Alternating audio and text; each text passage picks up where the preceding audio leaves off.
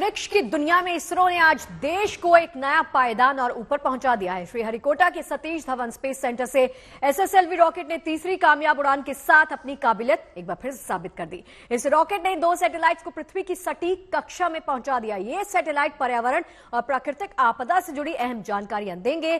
साथ ही SSLV rocket का ये सफल लॉन्च स्पेस इंडस्ट्रीज के लिए भी नए दरवाजे खोलेगा। +5 seconds. Normal. Superb liftoff of SSLV D3 EOS-08 mission.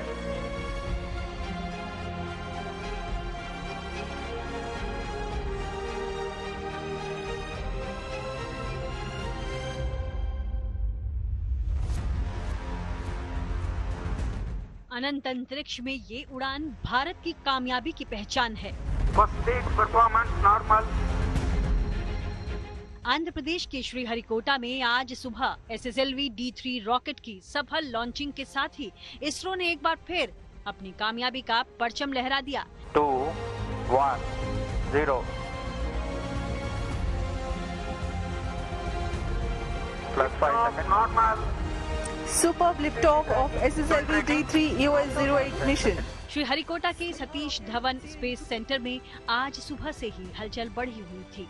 सैकड़ों वैज्ञानिकों की महीनों की मेहनत से तैयार SSLV D3 rocket launch pad पर तैयार था। 6 घंटे पहले ही लॉन्च का काउंटडाउन चल रहा था और अब इतिहास रचने का वक्त आ चुका था। मिशन कंट्रोल रूम इसरो के सभी सीनियर साइंटिस्ट से भरा हुआ था। लॉन्च का वक्त करीब आते ही सभी की धड़कनें बढ़ी हुई थी।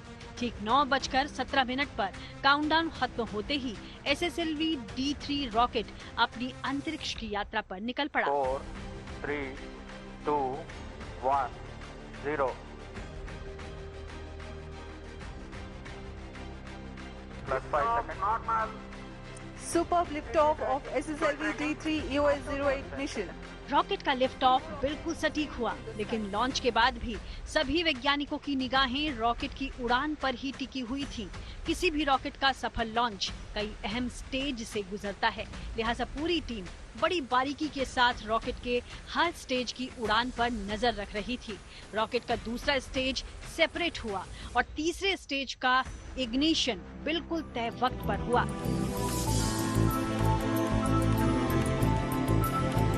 इसके बाद रॉकेट अपनी फाइनल स्टेज में पृथ्वी की उस कक्षा में पहुंच गया जहां इसकी मंजिल तय की गई थी। आखिरी स्टेज में रॉकेट से 2 सैटेलाइट अलग होकर पृथ्वी की कक्षा में स्थापित हो गयी। सैटेलाइट की सही कक्षा में लॉन्च होते ही सतीश धवन स्पेस सेंटर में मौजूद वैज्ञानिकों के चेहरे खिल उठे। Third development flight of SSLV D3 with the EOS-08 satellite has been successfully accomplished. The rocket has placed the spacecraft in the very precise orbit as planned. I find that there are no deviations in the injection conditions. The final orbit, of course, will be known after tracking, but the current indication is that everything is perfect. इस rocket से 2 satellite को पृथ्वी की कक्षा में पहुंचाया गया है। इनमें से एक सैटेलाइट EOS-8 यानी अर्थ ऑब्जर्वेशन सैटेलाइट है। दूसरा सैटेलाइट SRO डेमोसेट है, जो एक पेसेंटर सैटेलाइट है। दोनों सैटेलाइट धरती से 475 किलोमीटर की ऊंचाई पर स्थापित किए गए। EOS-8 सैटेलाइट से पर्यावरण की मॉनिटरिंग आसान होगी। इससे आपदा प्रबंधन में भी मदद मिलेगी और ये सैटेलाइट सर्विलांस के काम भी आएगा। जंगल में आग या ज्वालामुखी को जानकारी देगा। इसके साथ ही पावर प्लांट या दूसरे उद्योगों पर खतरे की जानकारी देगा। ये उड़ान एसएसएलवी यानी स्मॉल सैटेलाइट लॉन्च व्हीकल की तीसरी डेमोन्स्ट्रेशन फ्लाइट थी। इस कामयाब लॉन्च के साथ ही रॉकेट के विकास की प्रक्रिया भी पूरी हो गई। Congratulations to the SSLV D3 team, the project team. With this third development flight of SSLV, we can declare the development process of SSLV is completed. And congratulations now. So we are on the process of transfer of the technology of SSLV to industries and for serial production and launches of SSLV in a commercial basis. So it's a great beginning for the rocket, the small satellite launch vehicle. ISRO की इस कामयाब उड़ान को देखते हुए बड़ी संख्या में स्कूली बच्चे भी पहुंचे थे। इस कामयाबी के साथ ही इसरो ने अंतरिक्ष की दुनिया में कामयाबी का एक और झंडा गाड़ दिया है। प्राप्त करता है। Bureau report, good news today. आपका दिन मंगलमय हो। इसरो ने गगनयान मिशन के लिए भारतीय एयरफोर्स से चुने गए 4 एस्ट्रोनॉट्स की ट्रेनिंग का वीडियो शेयर किया है। एस्ट्रोनॉट्स को सिमुलेटेड माहौल में गगनयान मिशन के लिए कैसे तैयार किया जा रहा है, वीडियो के जरिए उसकी झलक दिखाई गई है।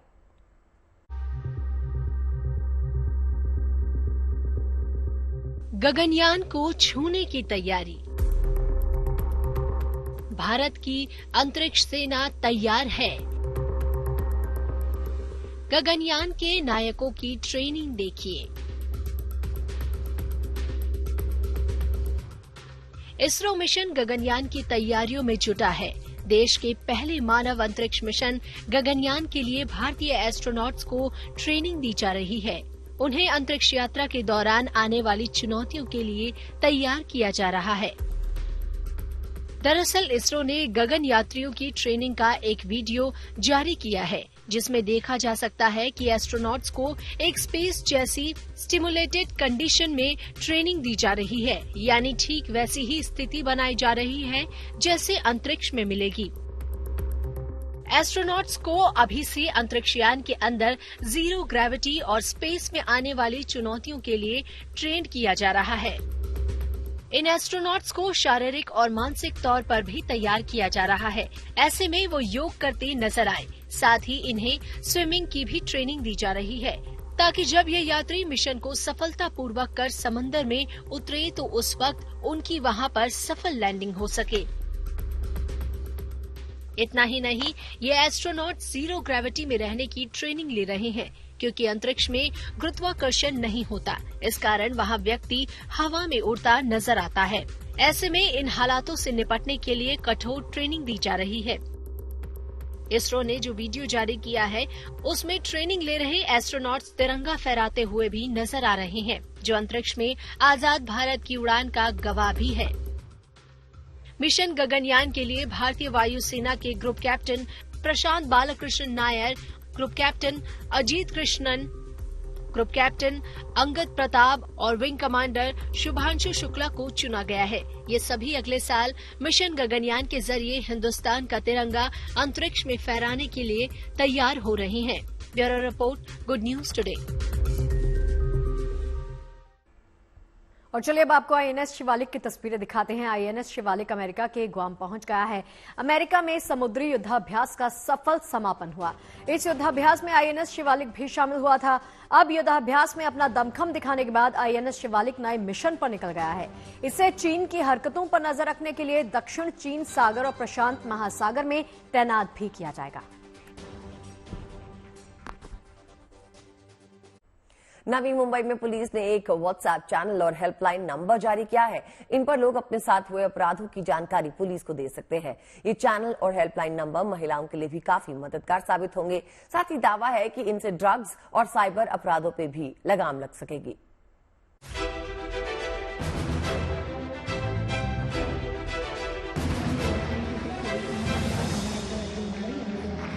महाराष्ट्र की डीजीपी रश्मि शुक्ला ने जैसे ही इस रिमोट का बटन दबाया तो नवी मुंबई के बाशिंदों को अपराध से निपटने का एक नया डिजिटल हथियार मिल गया।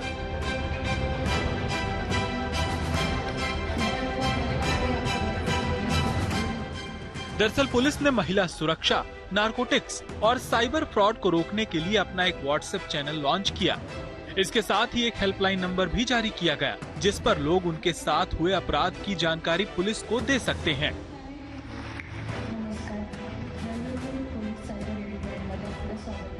जिसके जरिए हम इस के अवेयरनेस की videos, cyber crime, financial crimes, women related, narcotics और सिटीजन सर्विसेज, ऐसे सारे वीडियोस हम रोज भेजा करेंगे, जिससे हमारे नवी मुंबईकर्स तक हम पहुंच सके। और इसके अलावा उनको अगर कोई डाउट आता है तो they can reach us on the cyber helpline 8828 112 112। अकेले नवी मुंबई में पिछले साल 45 करोड़ रुपए के साइबर अपराधों के मामले सामने आए थे, जबकि इस साल जुलाई तक ही ये आंकड़े 80 करोड़ पार कर चुके हैं।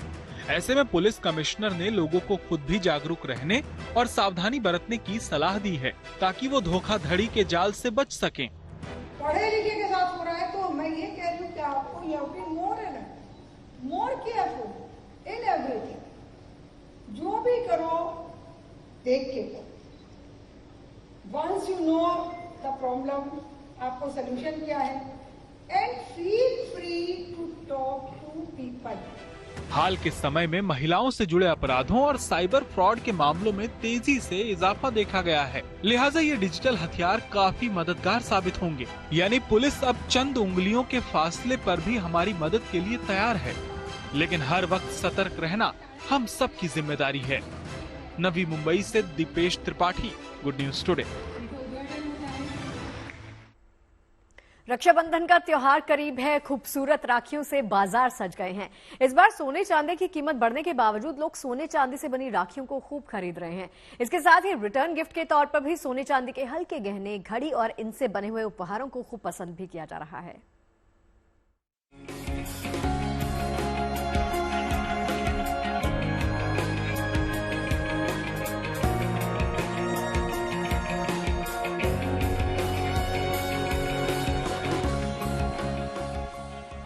कोई दमकते सोने की राखी है तो कोई खालिस चांदी की, किसी पर वीरा और भैया लिखा है तो बच्चों के लिए पोकेमॉन और डोरेमॉन वाली राखियों की भी भरमार है। भाई बहनों का पावन पर्व रक्षाबंधन दिल्ली पर है। खूबसूरत राखियों से बाजार सज गए हैं। इस बार बदलते दौर के साथ राखी का ट्रेंड भी बदला है। भाई की सलामती के लिए कलाई पर बांधे जाने वाले रक्षा सूत्र का अंदाज भी बदला है। लखनऊ का चौक सराफा मार्केट इस बार खास सोने और चांदियों की राखियों से सजा है। रक्षाबंधन के त्योहार से पहले खूबसूरत राखियों से बाजार सज गया है, लेकिन अगर चौक में हम सराफा मार्केट की बात करें तो यहाँ सोने चांदी की राखियां दिखाई पड़ रही हैं। दरअसल बहनें अगर सोने या चांदी की राखी अपने भाई की कलाई पर बांधती है तो वो एक इन्वेस्टमेंट भी होता है भाई के लिए, वो हमेशा के लिए रख सकते हैं। हर वैरायटी में मौजूद, हर रेंज, हर बजट में फिट सोने और चांदी की राखियों को लोग इन्वेस्टमेंट के तौर पर भी देख रहे हैं। चांदी की राखियों की तो डिमांड है ही, कई लोग सोने की राखी भी बुक करा चुके हैं। कम रेंज में भी है और ज़्यादा रेंज में भी है। हर तरह की वैरायटी बनी है। बच्चों के लिए अलग है, पोकेमॉन और डोरेमॉन है, इस टाइप की हैं। और ये देखिए नज़र बट्टू वाली राखी है। भाई को नज़र ना लगे इसलिए नज़र बट्टू की राखी निकाली है और बहुत खूबसूरत और बहुत बढ़िया है। और ये सबसे बड़ी बात है कि बहुत लोगों को पसंद की जा रही है।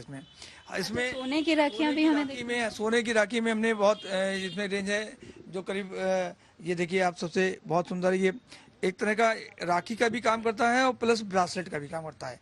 तो ये आप देखिए सबसे बड़ी बात इन्वेस्टमेंट हो जाता है और ये बाद में वापस भी हो जाता है। कभी आप इसको वापस करना चाहे सोने के रूप में वापस कर सकते हैं। चांदी की राखियां 200 रुपए से लेकर 2000 तक की हैं, तो सोने की राखी 5000 से लेकर 1.5 लाख तक में मिल रही हैं। भाइयों के लिए सोने चांदी की राखी है तो बहनों को दिए जाने वाले रिटर्न गिफ्ट भी यहाँ उपलब्ध हैं। भाई बहनों की तस्वीर वाले स्पेशल चांदी के सिक्के, चांदी की घड़ी, की रिंग, हल्के गहने भी भाई अपनी बहनों के लिए खरीद रहे हैं। चांदी का सिक्का बहन भाई का एक प्यार है, इसमें साथ में चांदी का प्योर सिक्का है ये। लेकिन इसको बनाया इस तरह से गया है कि एक्सक्लूसिवली राखी के लिए, क्योंकि भाई बहन बने। और इसमें सिक्के के अलावा आप गिफ्ट में जो हमारे पास plated, silver plated and gold plated घड़ियां भी रहती हैं वो आप बहन को गिफ्ट कर सकते हैं। और ये बहुत कॉस्टली नहीं है, ये 2000 के आसपास मिल जाती है। और ये चांदी के अगर कोई महंगा गिफ्ट देना चाहे तो ये चांदी की राखी बहुत खूबसूरत है। ये इसमें बहुत छोटे छोटे स्टोन्स यूज किया गया है और बहुत अच्छी कारीगरी है। वैसे तो भाई की कलाई पर बांधा गया सिर्फ एक धागा भी अनमोल है और तोहफों में कीमत नहीं देखी जाती, पर भाई बहन इस पर्व को खास और यादगार बनाने के लिए भी तैयार हैं। सिर्फ ये परंपरा नहीं है, बल्कि चांदी में भी अगर हम देखें तो ट्रेंडी जिस तरह से राखियां हैं मार्केट में, उस तरह से लुक देने की कोशिश की गई है, जिससे लुक तो ट्रेंडी रहे, लेकिन इसके साथ ही जो इन्वेस्टमेंट है, जो माना जाता है सोने और चांदी में, वो भी हो। तो ऐसी राखियां भी हैं, ऐसे रिटर्न गिफ्ट भी हैं, यानी सराफा मार्केट में भी पूरी तरह से तैयारी रक्षाबंधन को लेकर है। वीडियो जर्नलिस्ट रोहित मिश्रा के साथ शिल्पी सेन, लखनऊ। रक्षाबंधन के त्योहार को देखते हुए सूरत के सराफा व्यापारियों ने भी खास तैयारी की है। यहाँ भी राखी के ट्रेंड में बदलाव देखने को मिल रहा है। इस साल शहर में हीरे, सोने, चांदी से बनी राखियों का शानदार चलन देखा जा रहा है। डिजाइनर चांदी, सोने की राखियों से लेके चमचमाते हीरे जड़ी राखियां, सूरत के जौहरी ऐसी राखियां तैयार कर रहे हैं जो जितनी खूबसूरत है उतनी ही अनोखी भी। डायमंड राखियों के साथ साथ सीवीडी यानी लैब में तैयार डायमंड राखियों का चलन भी देखा जा रहा है। प्लैटिनम राखियों की रेंज भी रखी गई है। आधुनिक और ट्रेंडी होने के साथ साथ ये राखियां हर तरह के बजट को ध्यान में रख के बनाई गई हैं। बड़ी बात यह है कि इन राखियों का इस्तेमाल रक्षाबंधन के बाद पेंडेंट या ब्रेसलेट के तौर पे भी किया जा सकेगा। भाई बहन का प्रेम के प्रतीक रूप रक्षाबंधन के त्यौहार में हम कुछ ना कुछ नई चीज बनाते हैं। राखी में ये टाइम पे हमने गोल्ड, सिल्वर, डायमंड, प्लेटिनियम और सीवीडी, जो अभी सूरत में काफी फेमस है, सीवीडी डायमंड, उसमें भी हमने राखी बनाई हुई है। प्लेटिनियम में भी हमने राखी बनाई हुई है। हमारी जो राखी की जो खासियत है उसमें हमने सिल्वर में से जो एकदम लाइट रेंज से, मतलब 500 रुपए से चालू होके, उसमें हमारे पास में 2000 से लेके 8000 रुपये तक की राखी है सिल्वर में अलग अलग। फिर उसके बाद में हमारे पास में गोल्ड में, जिसमें 4000 रुपये से स्टार्ट होगा और वो 40,000 रुपये तक का, 80,000 रुपये तक का अलग अलग राखी के स्वरूप में अलग अलग है। फिर हमारे पास डायमंड में है, जिसकी जो स्टार्टिंग जो है वो 30,000 से होती है और फिर वो नो लिमिट तक की राखी होती है। अभी यहाँ पे आपको बताऊंगा कि सूरत जो फेमस है CVD diamond, lab grown diamond के लिए, उसमें भी ये टाइम पे हमें बहुत अच्छा रिस्पांस मिला था, इसीलिए हमने लैब ग्रोन डायमंड भी की काफी राखी बनाई हुई है, जिसमें उसकी कॉस्टिंग जो है वो करीबन 8000 रुपये से स्टार्ट होती है और वो नो लिमिट 2 लाख रुपए तक की, 3 लाख रुपए तक की राखी है। देखिए, रक्षाबंधन का अर्थ है बहन और भाई का पवित्र त्योहार। इस त्योहार को इस मान्यता से मनाया जाता है कि भाई और बहन का रिश्ता और मजबूत और पवित्र बन जाता है। इस त्योहार के दिन बहन अपने भाई की कलाई पर राखी बांधकर उससे जीवन भर रक्षा का वचन ले लेती है। अपनी ख्वाहिश की कोई चीज उससे मांगती है, भाई उसे वचन देता है, उसकी मांग को पूरा करता है। वडोदरा की एक मासूम बच्ची हर साल अपने पालतू डॉग बाबूराव को राखी बांधकर ये त्योहार मनाती है।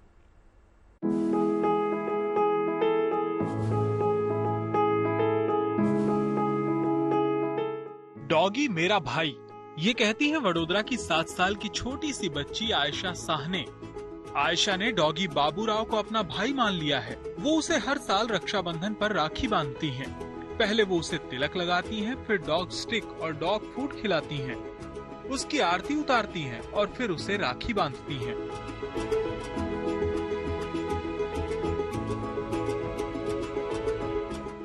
भाई नहीं होने के चलते उदास रहने वाली आयशा को जब बाबूराव को राखी बांधने को कहा गया तो वो मान गई और डॉगी बाबूराव को अपना भाई मान लिया। अब हर रक्षाबंधन पर वो इस डॉगी को रक्षा सूत्र बांधती हैं।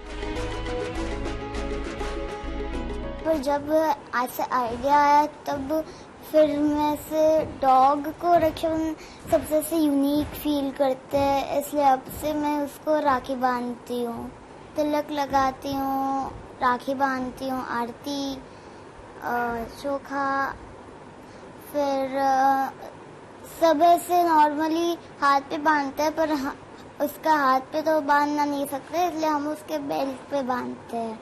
It is like having a dog like a brother, बहुत यूनिक लगता है। रक्षाबंधन के दिन बाबूराव को भी आयशा का विशेष प्यार मिलता है। बाबूराव की तरफ से आयशा की झोली में गिफ्ट्स भी आते हैं। आयशा अब उदास नहीं रहती, आखिर उसे भाई जो मिल गया है।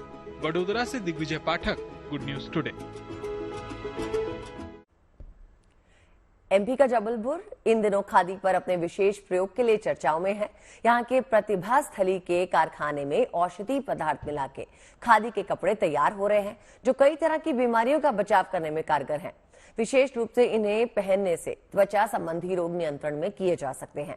यही नहीं, खादी के इस कारखाने से महिलाओं को रोजगार मिल रहा है, जो आत्मनिर्भरता और स्वदेशी की तरफ उनके बढ़ते कदम की ओर एक पहल है।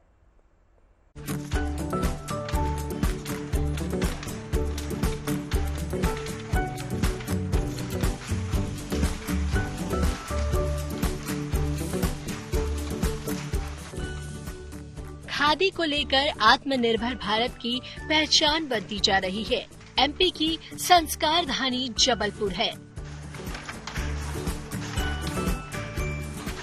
यहाँ खादी सिर्फ पहनने के काम नहीं है, बल्कि यहाँ बन भी रही खादी को पहनने से कई तरह की बीमारियों से बचा जा सकता है और स्किन संबंधी रोगों में तो ये कपड़े रामबाण बन रहे हैं। दरअसल यहाँ औषधि पदार्थों को मिलाकर खादी के कपड़े तैयार किए जाते हैं। आचार्य श्री विद्यासागर महाराज की प्रेरणा से यहाँ के दयोदय आश्रम में प्रतिभा स्थली के चल चरखा महिला परीक्षण एवं रोजगार केंद्र की बहनें इन औषधि तत्वों युक्त खादी के कपड़े को तैयार करती हैं। हल्दी, मेहंदी, अनार, टेसू के फूल, नीम और दूसरे प्राकृतिक फलों और फूलों से प्राकृतिक रंग तैयार किए जाते हैं, जिनसे खादी को रंगा जाता है।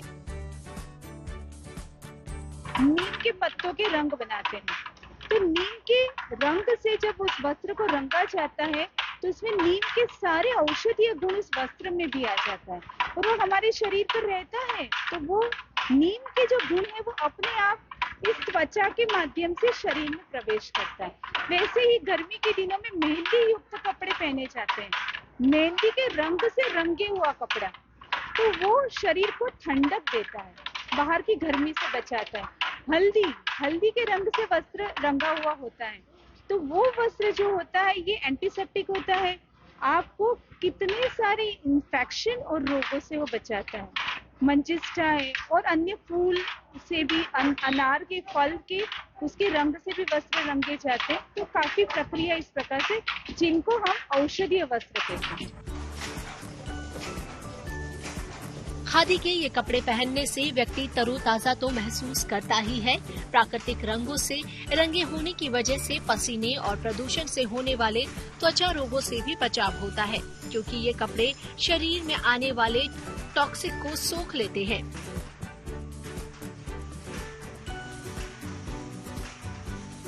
प्रतिभा स्थली में पढ़ने वाली बच्चियों को 8वीं क्लास से ही हथकरघा में परीक्षण देना शुरू कर दिया जाता है। 12वीं क्लास आते आते छात्राएं साड़ी बनाना तक सीख जाती हैं, जो कि उनको आत्मनिर्भर बनाने के लिए अहम कदम है।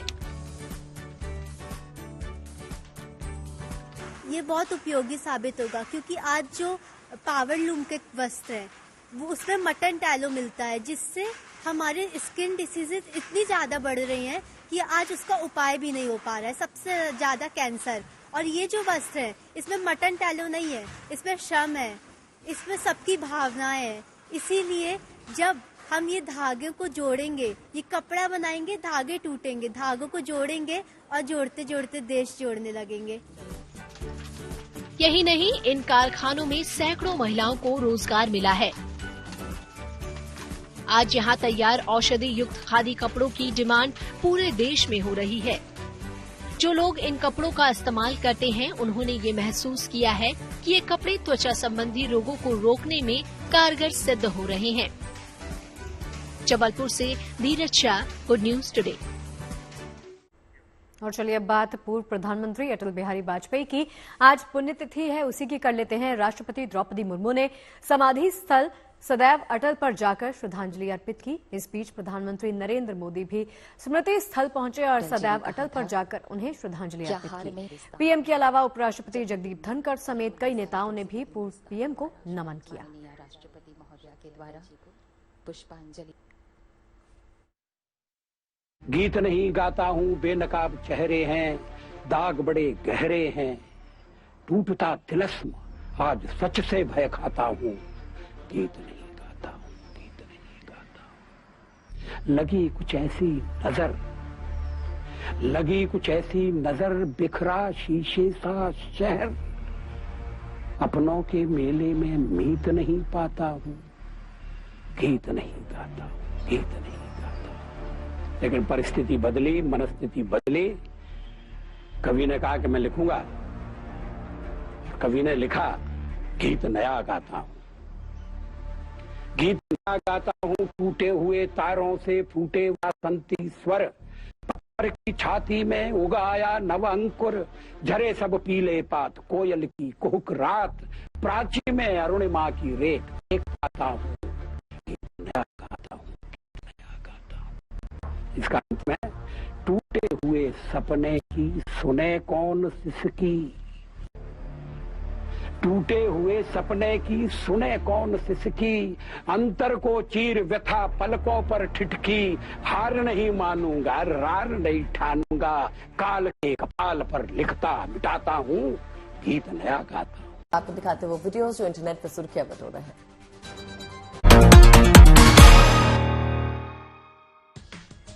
स्केटिंग का ये टैलेंट इन दिनों सोशल मीडिया पर खूब वायरल है। इस लड़की ने स्केटिंग में महारत हासिल कर ली है।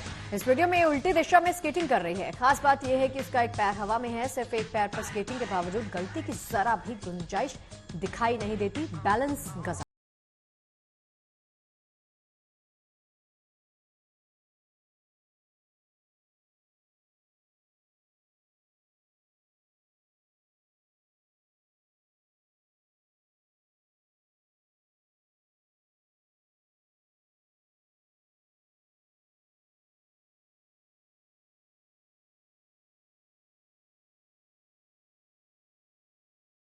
शायद पहले कभी नहीं देखी होगी। कई बड़ी लकड़ियों को जोड़ के इसे तैयार किया गया है। ये इतनी बड़ी है कि इस पर करीब 50 लोग सवार हो सकते हैं।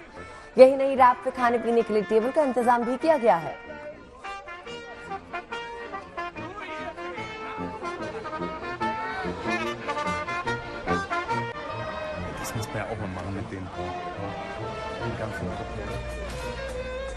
कहते हैं डूबते को तिनके का सहारा, लेकिन यहाँ मुसीबत में घिरे डॉग को रस्सी का सहारा मिला है। पानी में गिरा डॉग खड़ी चट्टान पर चढ़ नहीं पा रहा था।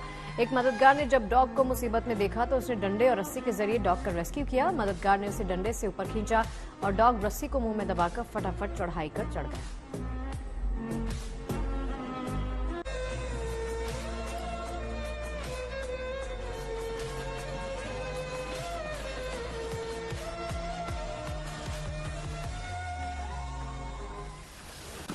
बॉल से खेलना इस भालू को इतना पसंद आया कि ये बॉल के साथ पानी में कूद गया। पानी में भी इसकी मस्ती कम नहीं हुई। काफी देर तक भालू बॉल के साथ पानी में उछल कूद मचाता रहा। सोशल मीडिया पे भालू के बॉल प्रेम का ये वीडियो पसंद किया जा रहा है।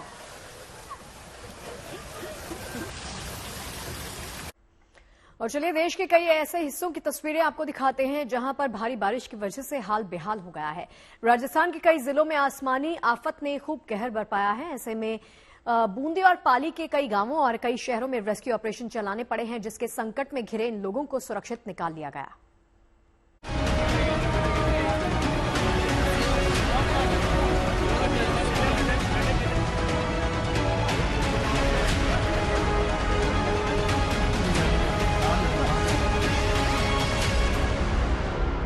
राजस्थान के पाली में नदी के बीचों बीच फंसे 3 लोगों को कुछ इस तरह रस्सी के जरिए निकाला गया।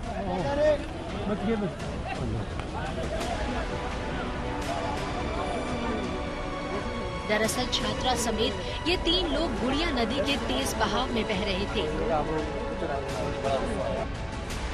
लेकिन फिर तभी इन तीनों ने कटीली झाड़ियां पकड़कर खुद को बहने से बचा लिया।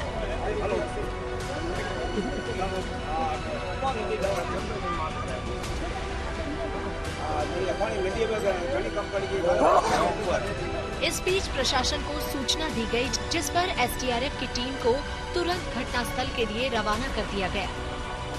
इसके बाद इन्हें निकालने का ऑपरेशन शुरू हुआ। फिर रस्सी फेंककर रेस्क्यू टीम के सदस्य इनके पास पहुंचे और एक एक कर इन सभी को सुरक्षित निकाला गया।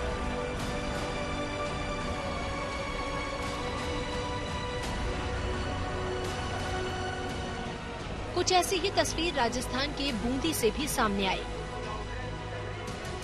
जहां ये पुलिस जीप बस किसी तरह बहते बहते बची। लगातार बारिश की वजह से इलाके में बाढ़ जैसे हालात हैं। ऐसे में 3 पुलिस जवान भी गश्त पर निकले, लेकिन पुलिया से नीचे उतरी पुलिस की जीप अचानक पानी के उफान से बहने लगी। इसके बाद इन जवानों ने जीप के ऊपर खड़े रहकर अपनी जान बचाई। फिर आसपास के लोगों ने उनकी मदद की, जिससे उनकी जान बच पाई।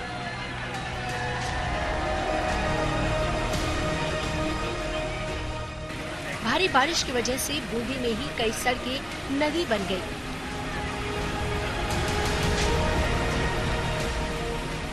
तो कुछ मंदिर भी डूब गए। बूंदी में लगातार 4 घंटों की बारिश के बाद जो सड़कें वाहनों के लिए हुआ करती थी, वहां पर पानी का जलजला देखने को मिल रहा है। मेरे पीछे ये मीरा गेट है, यहाँ पर देखिए किस प्रकार पानी ने इस सड़क पर अपना कब्जा जमा लिया है। दूसरी ओर अगर बात करें तो युवा और युवक इस सड़क से अपनी जान जोखिम में डालते हुए निकल रहे हैं। हालांकि भारी बारिश के बाद में यहाँ पर जल जमाव जैसी स्थिति है। ये जो सड़क है ये नवल सागर पानी जो झील से जो पानी छोड़ा गया है उसका पानी देखा जा रहा है अपने आप में। उधर दूदू जिले में भी भारी बारिश से यहाँ की मासी नदी भी उफान पर आ गई, जिससे कई छात्र स्कूल में ही फंस गए। फिर इन्हें ट्रैक्टर ट्रॉली की मदद से निकाला गया। जाहिर है आसमानी आफत ने राजस्थान में कई जिलों में कहर बरपाया, लिहाजा शहर शहर गांव गांव एक के बाद एक कई रेस्क्यू ऑपरेशन चलाए गए। बूंदी से भवानी सिंह हाडा और पाली से भरत भूषण जोशी के साथ bureau report, good news today. अब आपको लिए चलते हैं हिमाचल के कांगड़ा में, जहां भारी बारिश हो रही है और मानसून का मजा लेने के लिए भारी संख्या में पर्यटक धर्मशाला पहुंच रहे हैं। इस बीच धर्मशाला शिमला नेशनल हाईवे पे लैंडस्लाइड हो गई, जिससे कई यात्री बीच रास्ते में फंस गए। लंबा जाम लगने के बाद जेसीबी मौके पे पहुंची और रास्ते से बड़े पत्थरों को हटाने का काम किया। ऐसे में अगर आप भी पहाड़ों का रुख कर रहे हैं तो थोड़ी सावधानी जरूर बरतें। युवाओं को इतिहास से जोड़ने और अलग अलग समुदायों को आपसी भाईचारे से रहने की सीख देने के लिए लुधियाना के गांव में थीम पार्क बनाया गया है। इस थीम पार्क में भारत पाकिस्तान एक साथ देखा जा सकता है।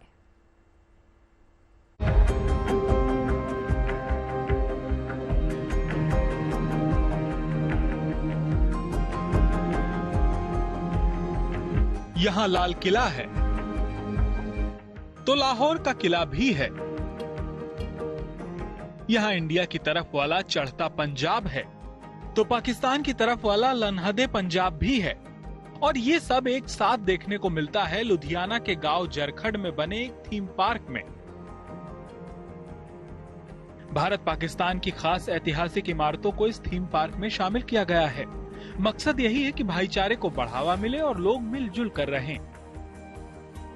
असल में साढ़े जज्बात ने फीलिंग आ ਇਹਦਾ ਮਕਸਦ ਇੱਕੋ ਹੀ ਆ ਵੀ ਲੋਕ ਆਪਸ ਵਿੱਚ ਭਾਈਚਾਰਕ ਸਾਂਝ ਮਜ਼ਬੂਤ ਕਰਕੇ ਇਕੱਠੇ ਰਹਿਣਾ ਚਾਹੁੰਦੇ ਨੇ, ਪਰ ਸਾਡੇ ਪੋਲੀਟੀਕਲ ਲੀਡਰਾਂ ਦੀ ਬਦੌਲਤ ਵੰਡੀਆਂ ਪੈ ਗਈਆਂ, ਬਾਰਡਰ ਬਣ ਗਏ ਨੇ, ਸਰਹੱਦਾਂ ਬਣ ਗਈਆਂ, ਜੋ ਕਿ ਲੋਕ ਨਹੀਂ ਚਾਹੁੰਦੇ। ਸਾਡੀ ਅੱਜ ਦੀ ਨਵੀਂ ਪੀੜ੍ਹੀ ਆ ਉਹ ਇਤਿਹਾਸ ਤੋਂ ਬੜੀ ਬੇਮੁਖ ਹੋ ਰਹੀ ਆ।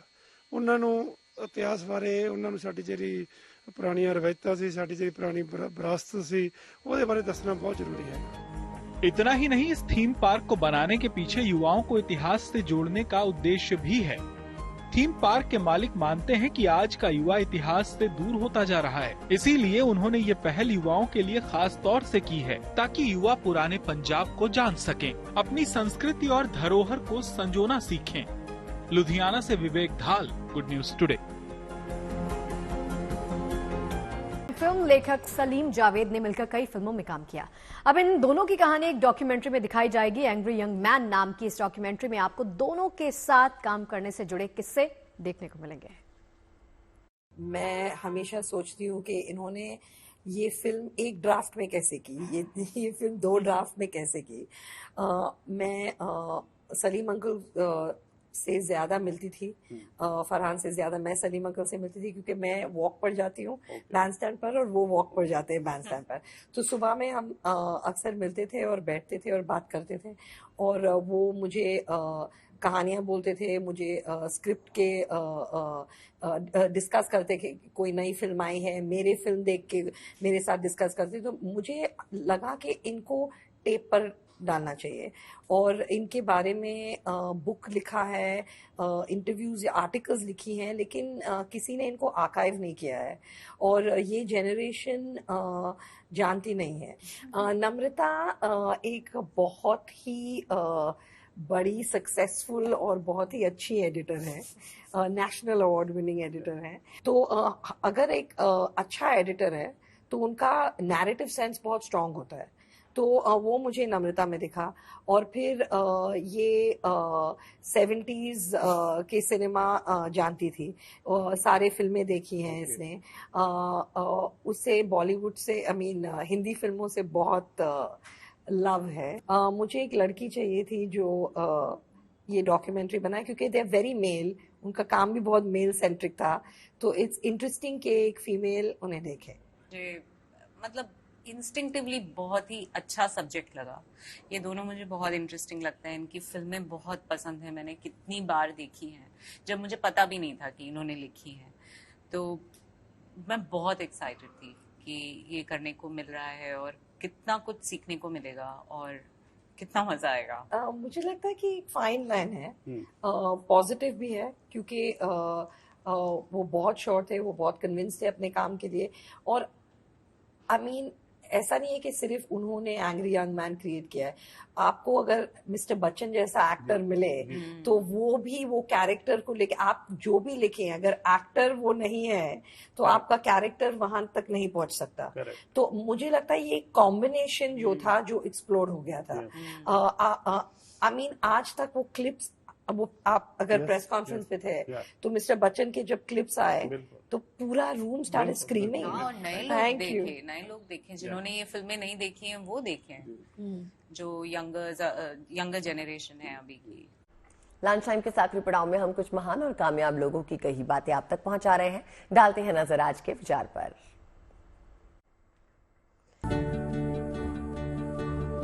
महात्मा गांधी ने कहा है, अपनी गलती को स्वीकारना झाड़ू लगाने के समान है, जो धरती की सतह को साफ और चमकदार बना देती है।